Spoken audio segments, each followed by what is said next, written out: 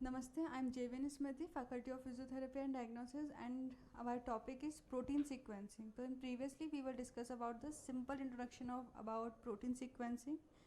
ठीक है, तो फर्स्टली हमने क्या डिफाइन किया था? वी विल डिफाइन कि जो प्रोटीन सीक्वेंसिंग है उसको किस साइंटिस्ट ने बेसिकली डिफाइन किया, दैट इज़ प्रोफेसर सेंगर. ठीक है, और फर्स्ट इंसुलिन हार्मोन का प्रोटीन था जिस पे आइडेंटिफाई हुआ था कि प्रोटीन इज सीक्वेंसिंग किस पे आइडेंटिफाई होगी, that is human insulin protein. First ऐसी प्रोटीन है जिस पे सीक्वेंसिंग स्टार्ट हुई थी. They are discovered by professor Sengar.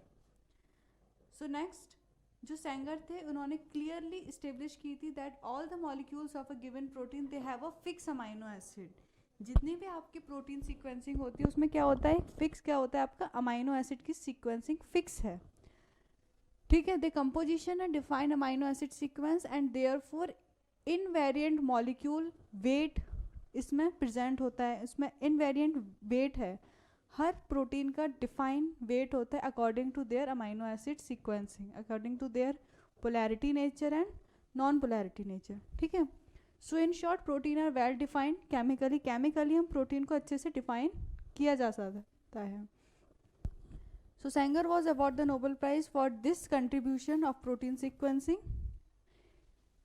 Structure of insulin and other protein. Alternative approach अगर की मैं बात करूँ तो इसमें N terminal to C terminal आपका कार्बोक्सिलिक एसिड से डिफाइन होता है, amino acid to carboxylic acid, जहाँ पे आपकी डबल बॉन्डिंग होती है ऑक्सीजन से, that is a carboxylic group, और अल्फा कार्बन फर्स्टली अटैच होता है. ठीक है, अल्फा कार्बन जिस फंक्शनल ग्रुप से जो कार्बन एटम पहली बार अटैच होता है that is alpha carbon atom. ठीक है, अब हम पढ़ेंगे स्ट्रैटेजी.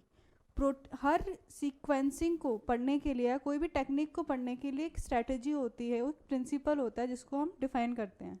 ठीक है, उसी तरह प्रोटीन सीक्वेंसिंग को डिफाइन करने के लिए ऐसे 8 स्ट्रैटेजीज हैं, 8 स्टेप हैं जिसको डिफाइन किया जाता है. ठीक है, so first is the usual strategy for determining amino acid sequence of a protein. They involve 8 basic step. ठीक है, 8 बेसिक स्टेप है जिस पे सीक्वेंसिंग मॉडल को आइडेंटिफाई किया गया है. First is if the protein contain more than 1 polypeptide chain the chain are separate and purify.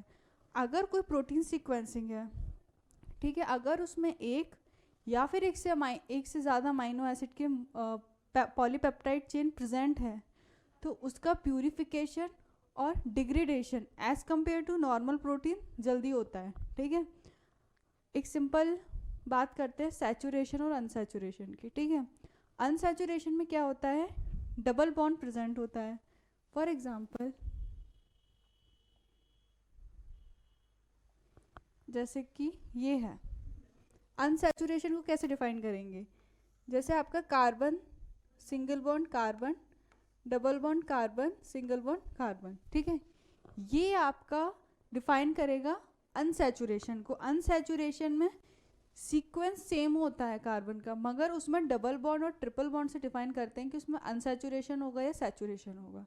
ठीक है, जिसमें डबल बॉन्ड होता है यानी कि वो हमारी बॉडी में अच्छे से क्या होगा, डिजॉल्व होगा, पोलर नेचर हाई होगा, उसकी और आइडेंटिटी कैसी होगी, सॉल्युबल होगी इन डिफाइन टू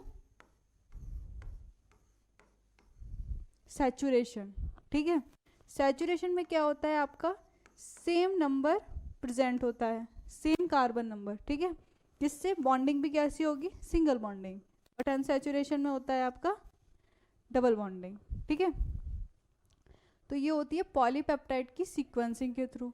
सेकंड आता है, second is interchain with in chain disulphide across, यानी कि जो सल्फर सल्फर डाइसल्फाइड ब्रिज होगा वो किसके बीच होगा, सिस्टीन रेजिड्यूज के बीच में वो डिफाइन होता है. और इसमें डिफाइन है कि आपका जो पॉलीपेप्टाइड चेन है वो क्लीव होती है किसके through, if disulphide are interchain linked then second present preceded 1. अगर आपका इंटरचेन प्रेजेंट है, डाइसल्फाइड बॉन्ड प्रेजेंट है, तो उसमें आगे वो कंटिन्यू करेंगे. पहले हम फर्स्ट स्टेप से, फिर आएगा सेकंड स्टेप जहाँ पे आप आइडेंटिफाई करेंगे डाइसल्फाइड की लिंकेज को, फर्स्टली हमने उसको आइडेंटिफाई किया था पॉलीपेप्टाइड चेन के थ्रू कि उसमें कितने पॉलीपेप्टाइड चेन प्रेजेंट है, ठीक है। सेकेंडली हमने उसको आइडेंटिफाई किया कि उसमें डाइसल्फाइड की लिंकेज किस बॉन्ड पे आ रही है, ठीक है। तो वो आता है आपका सैचुरेशन अनसैचुरेशन कंपोजिशन से, ठीक है। अब नेक्स्टली हम क्या डिफाइन करेंगे, we define amino acid composition of each polypeptide chain, ठीक है। अब कौन सी कंपोजिशन प्रेजेंट है, उसकी पोलैरिटी आयनाइजेशन कैपेसिटी कितनी आ रही है, ठीक है।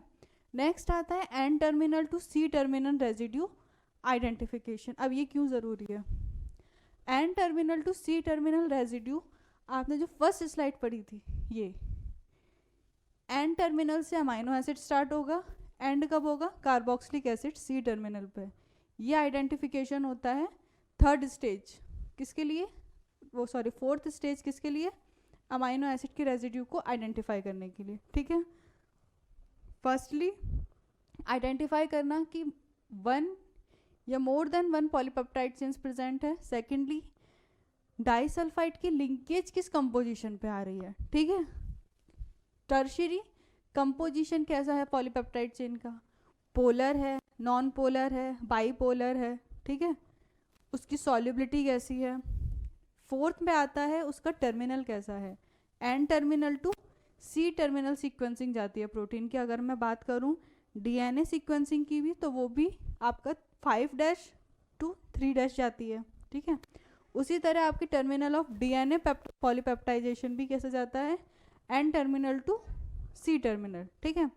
फिर आता है आपका each polypeptide chain is cleave into smaller fragment. अब मैं उसकी स्टडी करनी है, मेरे को कोई बड़ा सीक्वेंस प्रोटीन है उसकी मुझे स्टडी करनी है, तो स्टडी करने के लिए उसका एक पार्ट लूँगी, ठीक है।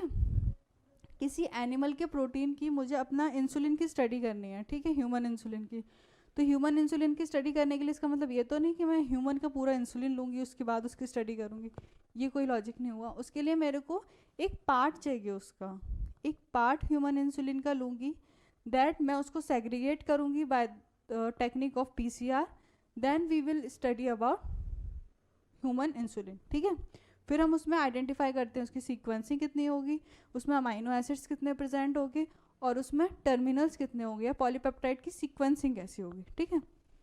फिर नेक्स्ट आता है आपका sequence determine of polypeptide fragments, same उसमें फ्रेगमेंट्स कितने हैं। Overall amino acid sequence protein में कैसे रिकंस्ट्रक्ट कर सकते हैं from the sequence of overlapping fragments के थ्रू।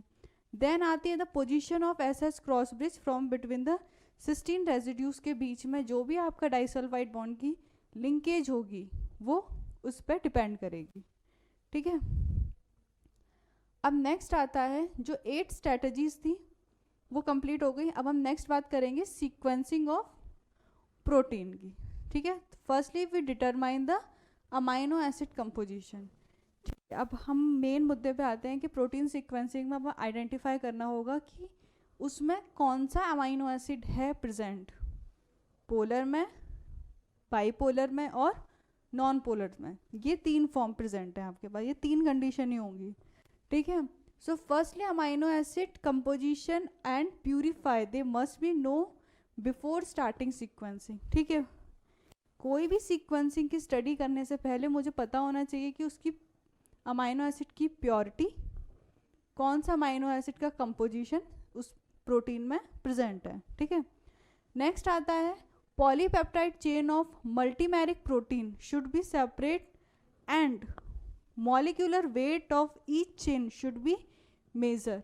हमें मेजरमेंट से करना होगा कि उसमें कितने मल्टीमेरिक प्रोटीन का मतलब होता है 1 और मोर देन प्रोटीन की स्टडी करना, उसको आइडेंटिफाई करना, उसमें चेंजमेंट आइडेंटिफाई करना, या फिर उसमें डिसीज़ का न्यू कोऑर्डिनेशन निकालना, ठीक है, according two amino acid sequence, ठीक है। और वो कैसे डिफाइन करेंगे हम, सेपरेट द मॉलिक्यूलर वेट। अब इसमें एक और चीज़ डिफाइन करनी होती है, that is molecular weight. Molecular weight ये आता है आपका इम्पॉर्टेंट टर्म। किसका मॉलिक्यूलर वेट, आपका प्रोटीन का मॉलिक्यूलर वेट, ठीक है। They should be measure by the technique of आपका पीसीआर, ठीक है, इलेक्ट्रोस्कोपी या स्पेक्ट्रोस्कोपी।